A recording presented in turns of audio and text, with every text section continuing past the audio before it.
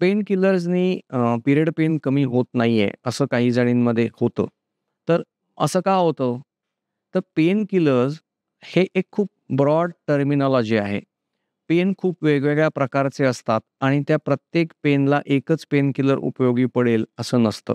उदाहरणार्थ muscular pen म्हणजे आपण व्यायाम केल्यानंतर दुसऱ्या दिवशी आपण पेन होतोय आपल्याला किंवा आपण कुठेतरी पडलोय आणि पेन होतोय आपल्याला. अगेन्स्ट पिरियड पेन किंवा बॉवेल पेन, पोटात दुखणे, ह्या गोष्टी वेगळ्या आहेत. पेनच आहे, पण वेगळ्या प्रकारचे पेन आहेत आणि त्याच्यामुळे त्याला वेगळ्या प्रकारची पेन किलर्स द्यायला पाहिजेत. अ, त्या पिरियड पेनच्या मागे जर एंडोमेट्रियोसिस म्हणा किंवा ॲडिनोमायोसिस म्हणा, अशा प्रकारचं कारण असेल, तर त्याला सुद्धा पेन किलर्स उपयोगी पडणार नाहीयेत.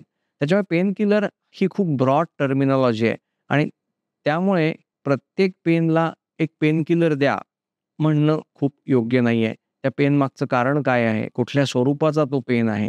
हे बघून त्याच्यावरती मग आपण त्याप्रमाणे पेन किलर्स दिलीत, तर त्याचा उपयोग जास्त चांगल्या प्रमाणात होणार.